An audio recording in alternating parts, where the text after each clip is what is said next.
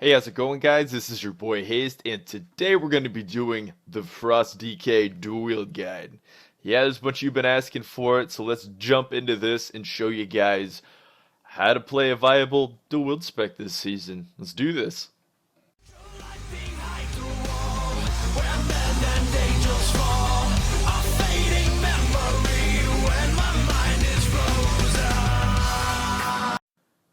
Now, you guys know above all else, you gotta know what talents you're using. So let's look at these talents. So for dual wield, definitely you want to use Plague Leech. The two runes are great for Howling Blast and generating runic power, especially during burst, so we gotta use that. The other two are kind of starter talents for people who can't quite throw in Plague Leech yet, so it's easier on disease management for them. So don't necessarily go with those if you really want to come out with some good damage. Definitely you want Lichborn because anti-magic zone may be alright in 3s and 5s if used correctly, but Lichborn is going to be your go-to for self-heals and getting out of fears, of course. And now let's Purgatory. Don't use Purgatory. I keep seeing it. If you hit Purgatory, you've already lost, guys. Like, you're done. You're done. You don't want to go to Purgatory. Alright, so for 58, Death's Advance is for this. I definitely either go with Chillblains or Asphyxiate. Asphyxiate's going to be better for fighting 1v1. Chillblains might be better for Arena for sticking on a target, since you're just basically spamming frost attacks and slowing the crap out of them with this. And that's where the consistent damage is going to come from, is just sticking on the target and basically getting some heals. The defensive side's not that amazing, so that's why that'll come into play later on when I explain it. Alright, Blood Tap. Why are we using Blood Tap with this spec? Because you only need one rune for one Howling Blast to generate runic power, and you could also throw that into chains for a little bit more runic power if you're saving your Sindragosa and using it farther, and either you're going to reburst at the end with Empower Rune Weapon or whatever you're going to do. But yeah, it's definitely a great setup for dual wield. 75 for heals. Gotta go with Siphon. Siphon's amazing. Siphon is amazing right now. Conversion's still okay. I've seen some people use it in duels and go Blood Presence. I wouldn't suggest it with dual wield though. Wouldn't suggest it. Wouldn't suggest it. Death Pact is good for like healer comp or 3s. But Siphon 1v1 or Battlegrounds, I'd go with Siphon. Level 90 talent. Gorfian's Grass can use for AoEs and BGs for more damage, which is really fun if you got some heals or something. Remorseless Winter can be used for killing healers and such in Arena, or, just throwing out some extra CC if you need. And of course, Desecrated Ground is going to be more the go-to spec for getting out of CC. Trinket's a lot stronger, especially this one, since you can stand in it and just be completely immune. You can set up some great ways to foil people using that. So, the level 100 talents. Now, Necrotic Plague's pretty cool for AoE damage. It'll give you some good consistency in BGs and some other things, but for dual wield you could use it, but I wouldn't suggest it too much. As for Defile, is go away Defile. We don't like Defile. Go away Defile. And last but definitely not least is going to be Sindragosa. This is going to be the one that it's going to be most your burst is going to come from, since you're based off frost damage, and everything you're going to be doing is trying to enhance that frost damage with this spec, especially with the stats and other things we're going to be going over very soon. And basically, this is going to be your big burst. And wait for it, guys. I may have made a macro for dual wield too, so you might be ready for that. Alright, so let's jump over to Glyphs, I believe. Now, for Glyphs, guys, it's really not too different from, really nothing changes from two-handed. Basically, this is like my pub stomping / dual spec. I got the heal, I got the extra runes, and of course, I got the runic power again it's amazing. Don't let anyone tell you different. Now, the other things you can use if you want to, it's kind of preferable. You need Dispel. If you're doing Arena, you need this Dispel. You need this Dispel. You need this Dispel. And probably RPGs too. So, yeah, if you're doing more serious stuff, definitely throw that on. You're going to need that. Blah, blah, blah, blah, blah, blah. The one I still don't have, the Dark Sim Guide, can also be pretty good for Arena. I don't like using it as much as other people, but they like using it. So, it could be personal preference. So, yeah, that's it for Glyphs, basically. The rest of them are kind of, if not, you can decide if you like them, but hey, that's the way it is. Now, basically, the rotation's a bit different from a two-handed DK for sure. Now, reason why is we're not using Obliterate. Basically, you can just take Obliterate off your bars for now. Just take Obliterate off your bards. You don't need Obliterate for now. You just don't want Obliterate for now. Just trust me. You're not going to want it. Okay, so anyway.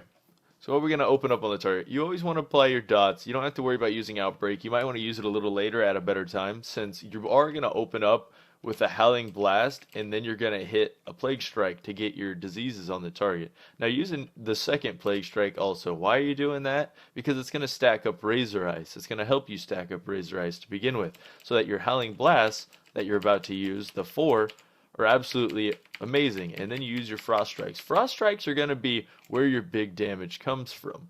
And then you're going to, of course, use that, and that's where your big burst is from because of the frost damage. Now, the other cool thing is, now, Blood Tap. Now, you notice that I don't really have much downtime. Now, what do we do with Blood Tap? We get 5, we can throw it into a Howling Blast. Absolutely amazing. Just throws right into a Howling Blast, one of our best attacks, and that generates us more runic power. And if you do get a space of downtime that you don't have a Blood Tap, of course, you've already got both diseases on the target, since you're basically using Plague Strike, which is the disease generator, and of course Howling Blast. So you can instantly, at any point, throw in a Plague Leech and generate more Howling Blasts. Now, the other cool thing is, since I'm using the Pub Stomp Glyph, that 20 runic power gain, now my Icy Chains, now Howling Blast only generates about 10. Now, Icy Chains, on the other hand, generates 20. Now, you can use that to actually set up burst a lot faster with dual wield, which is really nice. And it also gives you a full thing of Frost Strikes for a really strong burst, which is really nice, especially if you're working in at ranged on somebody. So that can be pretty cool. Yeah, basically for rotation is your priority is to just, or for the opener, use your Plague Strikes just to get the diseases on his stack of Razor Ice, and then just starts basically spamming Howling Blasts and Frost Strikes for the most part. I mean, as long as you can use a Howling Blast and a Frost Strike, don't even venture to the other ones, basically. And then once your Unholy Runes are up, of course, you got to use those.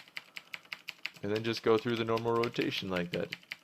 Alright, so let's jump over the burst and the interesting little macro. I'll explain burst first, and then we'll go into the macro. So here we got dual wield burst. Let's talk about this. This is where I'm going to actually completely pick it apart and make it easier. It's a lot harder to understand than the other bursts. There's a lot more concepts that come into play with dual wield burst than with a two-hander, which is pretty crazy. I never thought that you had to switch around this much with it. So basically what you're going to do to burst the setup for it is you want to get your dots on the target, of course, and you want to start off with your Plague Strikes and whatnot and generate runic power just as fast as possible. Look at my Icy Chains just capping out on runic power in just one sweep. So here we're going to do, we're going to stand back for a second. We're just going to keep meleeing actually so we keep our runic power up. So here comes the burst. Now watch close. Now see how I have Obliterate procs? I'm actually going to use those to set up an instant Howling Blast proc to get that 4%, the 10% damage buff. And then when I'm going to burst, I'm going to use that during burst.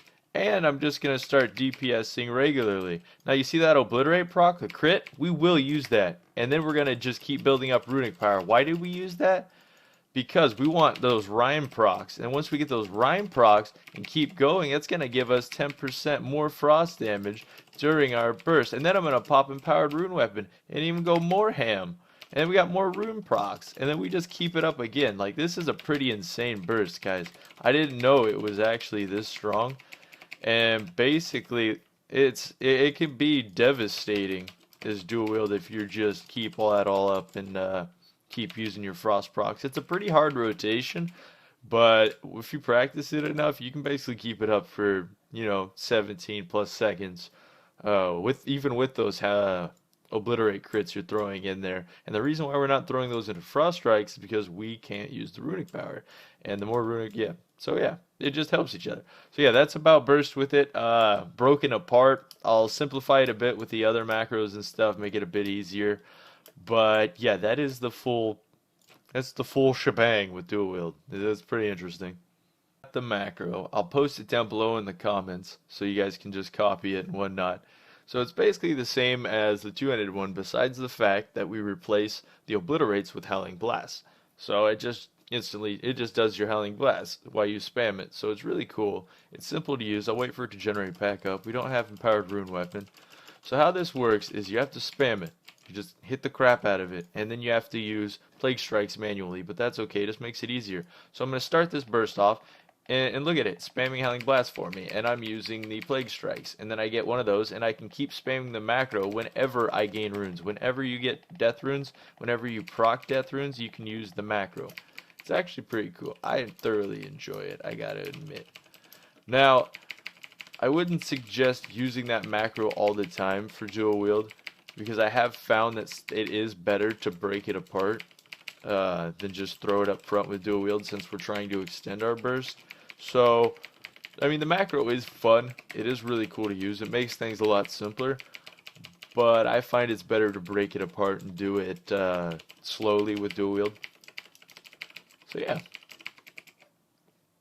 We're going to talk about stat priority. What stat priority should you have as dual wield? Well, honestly, as dual wield, since you're hitting a lot, there's a higher chance that multi-strike is going to be pretty high on your bases. And since this is really going to be based around running with a healer, you're probably going to want to go something like this. Multi-strike, mastery, versatility, haste, crit is what I'm betting. Yep. Sounds about right. That's for dual wield. So basically, do you want to use your force set as dual wield? Yes. You want to use a force set. Why do you want to use a force set? Because you're going to want that extra frost damage. That extra frost damage is going to be amazing for that burst, and it's going to be quite good for it. So, yeah, that's about how it works. I think that's about it. We covered dual wield. If you guys have any questions, comment down below. Remember to like and subscribe, because I'm always uploading stuff on Frost TKs. Thanks for watching, guys.